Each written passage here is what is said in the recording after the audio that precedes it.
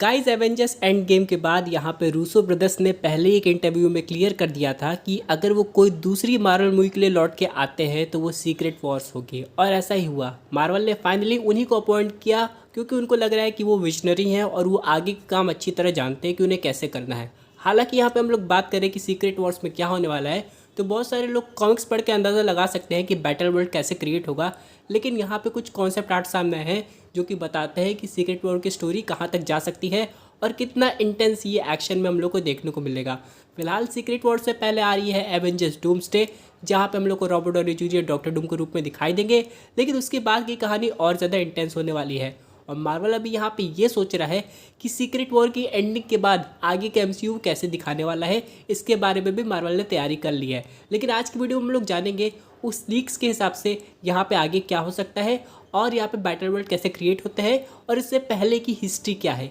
और क्या यहाँ पे सेलेशियल्स बीइंग आके इंटरफेयर करेंगे कि नहीं, ये सब हम लोग पता करेंगे। तो शुरुआत करते हैं दोस्तों। सबसे पहले आप लोग यहाँ पे ये समझ लीजिए कि यहाँ पे इनकर्जन का जो कॉन्सेप्ट है ये हम लोग को पहली बार सुनाई दिया था doctor strange multiverse of madness. जिस कॉन्सेप्ट के हिसाब से अगर कोई बीइंग जो कि दूसरी यूनिवर्स से बिलोंग करता है किसी दूसरे यूनिवर्स में चला जाए तो यहाँ पे इनकर्जन शुरू होने लगता है, और अगर वो जितनी देर रहेगा इनकर्जन का खतरा उतना बढ़ जाएगा। हालांकि डॉक्टर स्ट्रेंज अपनी यूनिवर्स में आ गए थे, लेकिन क्लिया ने उन्हें बता दिया कि उससे इनकर्जन ख़त्म नहीं हुआ है बल्कि बढ़ ही रहा है, और यही वो सॉल्व करने गए हैं। फिलहाल हम लोग बात करें कॉमिक्स की तो हिस्ट्री के हिसाब से कहा जाता है कि पहले मल्टीवर्स एग्जिस्ट ही नहीं करता था,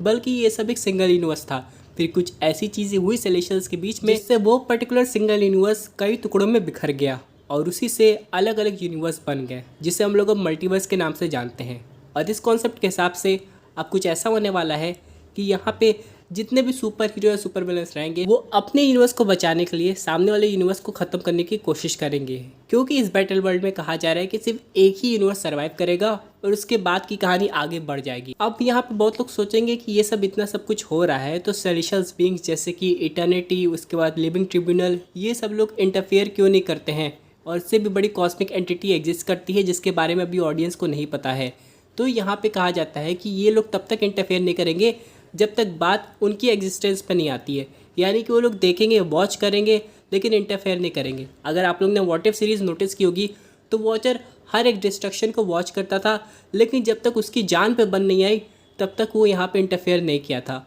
उसके बाद वो जाके डॉक्टर स्ट्रेंज सुप्रीम से हेल्प मांगता था। और उसी कॉन्सेप्ट को हम लोग लेके चले तो मल्टीवर्स में इतना डिस्ट्रक्शन हो सकता है कि ये सब सेलेशियल्स बीइंग की या कॉस्मिक बीइंग्स की जान पे बनाए या फिर उनकी एग्जिस्टेंस खत्म होने की कगार पे आ जाए, तब मे भी वो लोग आके इंटरफेयर करेंगे। वैसे बहुत लोग कह रहे हैं कि अगर मार्वल यहाँ पे रीबूट नहीं करता है